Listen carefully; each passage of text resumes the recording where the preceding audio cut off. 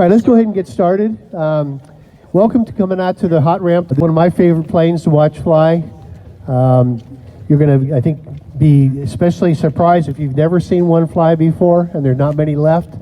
So let me give you a little bit of information about a Bearcat and how a Bearcat became in existence. First of all, after the Battle of Midway, some F-8F Wildcat pilots got together with the vice president of Grumman, and they did this in June of 1942 in Pearl Harbor, and they wanted to let Grumman know that to get a good fighter plane, you needed to have a plane that could have good climb rate. And to have good climb rate, you need to have good power to a weight ratio. And so to do that, you took a light airframe and put the best possible engine you could at the time with that, and that would build a good climb rate plane. So Grumman started working on that in end of 1943, and they would call that the F-8F Bearcat that you see today.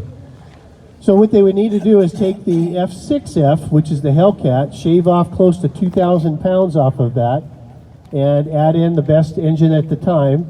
So they did that, and the best engine at the time was a Pratt & Whitney R2800 double wasp 18-cylinder air-cooled engine that would produce 2,250 horsepower. So this was a aircraft-based fighter, this plane right here. And so just so you know that when they built that, it had 20% less weight, 50 miles per hour faster, and 30% better climb rate than the F-6F Hellcat of the time. Grumman ended up building 1,265 Bearcats. Unfortunately, because of the end of World War II, the Bearcat never saw any combat action. It ended up being a victim of technology and the jet age, because 5 years after World War II came the Korean War, and it became pretty much just an advanced trainer for the United States. In 1946 to 1949, the United States Navy Blue Angels would fly Bearcats in their demo squadron. Let me tell you a little bit about this particular Bearcat. In 1947, Grumman decided to build two Bearcats as civilian models, and he would designate those as 58A and 58B. The one in front of you is 58A, and it was built for Major Alfred Williams, and he was going to do precision flying, and he was also going to do dive bombing performances for the public. It ended up being sponsored by Gulf Oil Company, and it was called Gulf Hawk 4, and it would be painted white, orange, and black. In 1949, it was severely damaged in a landing incident, and the Planes of Fame was able to acquire it, the fuselage, a little bit after that, and with the help of other Bearcats over the years, it was restored to the condition that you see today. Its last distinction was as an air racer. So in 1964, there was a gentleman by the name of Myra Slovic who flew a stock Bearcat to win the first ever Reno air race. And then there was a gentleman by the name of Lyle Shelton who would fly a Bearcat by the name of Rare Bear. He would fly and win 6 national air races, and Rare Bear would at the time be the fastest piston engine in the world at 528 miles per hour. Another gentleman by the name of Darrell Greenemeyer would also fly Bearcats. He would also win 6 air national races, and his Bearcat was called Conquest 1, and he would retire and donate that plane to the Smithsonian Air and Space Museum in 1977. And for those of you who've ever been to the Reno air races, just so you know, and maybe some of you do know this already, this is the last year of the Reno air races. So started in 1964 and will finish this year in 2023. And if you've never been there, this is your last chance to do that. It's usually the 3rd week of September, and we will take a couple P-51s up with there and race those up during that week. Just so you know, as we're all standing here today, there are less than a dozen Bearcats that exist that are airworthy today. Now, I know you'd rather, instead of me talking, you want to hear this thing start up, so we'll do that in just a second. I just wanted to remind people, if you're a member and you have your raffle ticket, to keep that out, because after the Bearcat starts up and taxis away, we'll announce the winner, who's going to fly in the SNJ. That's right behind me here. We usually rotate the BT-13 and the SNJ. Today is the SNJ. Without further ado, you want to do the raffle now? Whenever you're ready. Where's Robbie at? Let's do him first, and then we'll do the raffle. Let me introduce you to our pilot today. So our pilot today is one of my favorites, is Robbie Patterson. So Robbie will be flying the Bearcat. We'll get him to start that up in just a few minutes, and then we'll do our raffle. So I'll be quiet as he enters the plane and gets ready to start it up. All right, that was a good presentation. We're going to see it start up right now.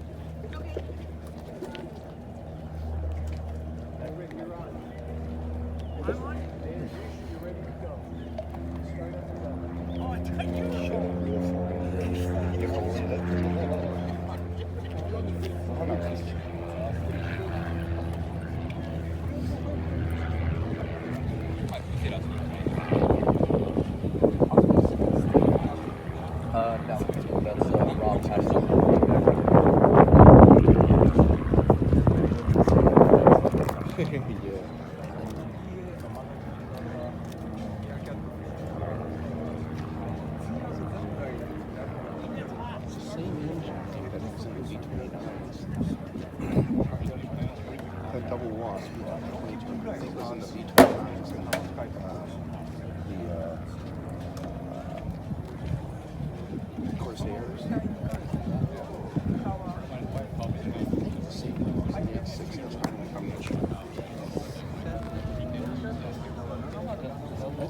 Yeah, I think the F-8F double walls. Maybe not. I don't know.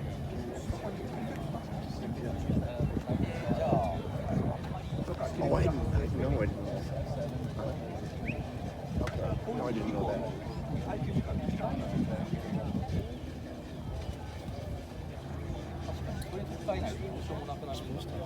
Flying zero to here. Not here, not now. But I mean, well, they said it was. I think it was one of the first ones this year to fly in one of those damn. I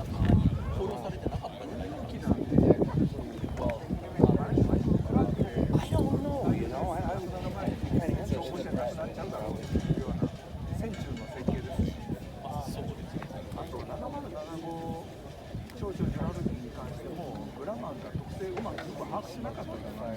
I'll bet you it's going to be hell. This is great.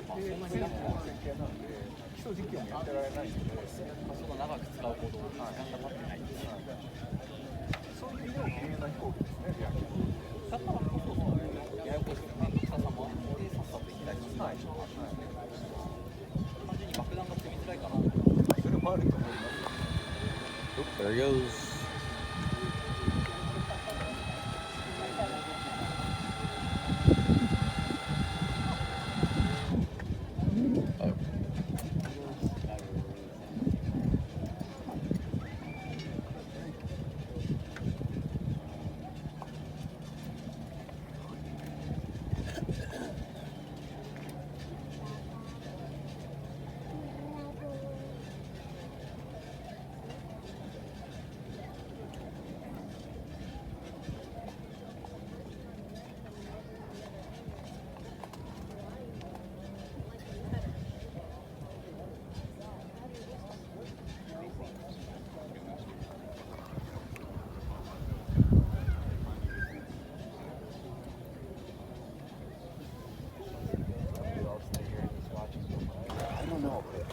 There he goes.